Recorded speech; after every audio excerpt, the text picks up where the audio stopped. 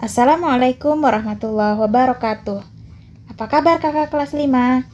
Jumpa lagi dengan Miss Eta. Hari ini kita akan belajar IPA tema 3 subtema 1 fungsi organ pencernaan pada manusia. Sudah siap untuk belajar hari ini? Bismillahirrahmanirrahim. Yuk kita mulai. Lihat di hadapan kalian ada seorang anak yang sedang memegang perutnya. Sepertinya ia sedang kesakitan ya. Nah, jadi pada suatu pagi, Dayu itu mengeluh sakit perut. Setelah dicari tahu, ternyata Dayu tidak sarapan. Dan bahkan malam sebelumnya, ia juga terlambat makan. Akhirnya, sakit mahnya pun kambuh. Banyak orang berpikir penyakit mah hanya bisa diderita oleh orang dewasa. Ternyata anak-anak pun bisa terkena mah. Mah bisa terjadi karena gas pada lambungnya itu tinggi. Nah, sekarang ibu mau tanya, masih ingatkah kamu tentang organ pencernaan manusia? Ya, ini adalah organ pencernaan manusia. Perhatikan lagi gambarnya. Nah, di sini organ pencernaan manusia. Yang pertama adalah mulut. Yang ini mulut. Kemudian setelah dari mulut, makanan masuk ke kerongkongan. Ini kerongkongan. Setelah dari kerongkongan, makanan masuk ke lambung. Yang ini lambung. Ya, setelah dari lambung, makanan masuk ke usus halus. Setelah dari usus halus, makanan masuk ke usus besar. Dan sisa-sisa makanannya nanti keluar melalui anus.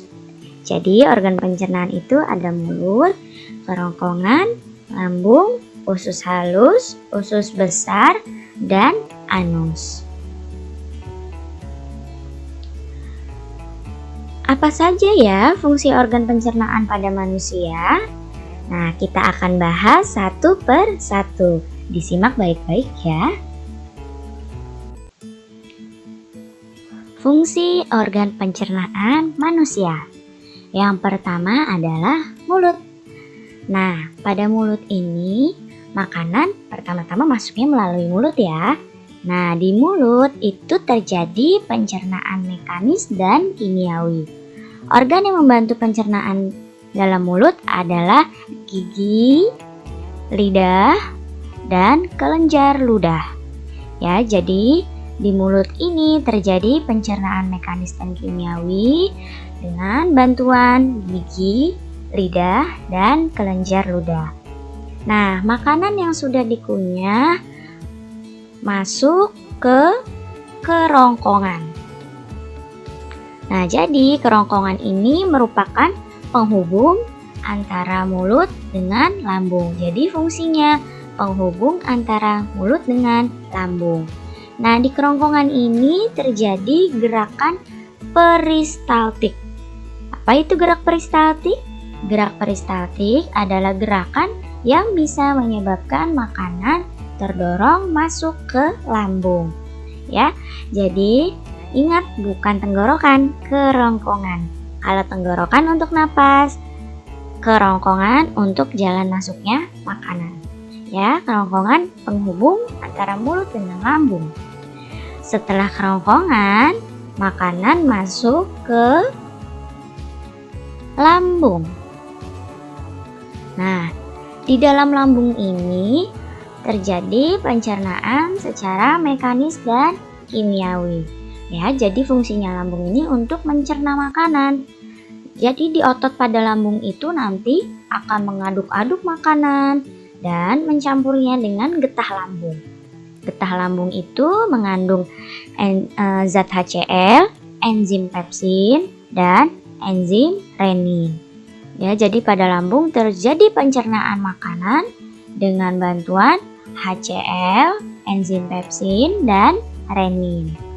Setelah makanan dicerna di lambung, makanan masuk ke usus halus.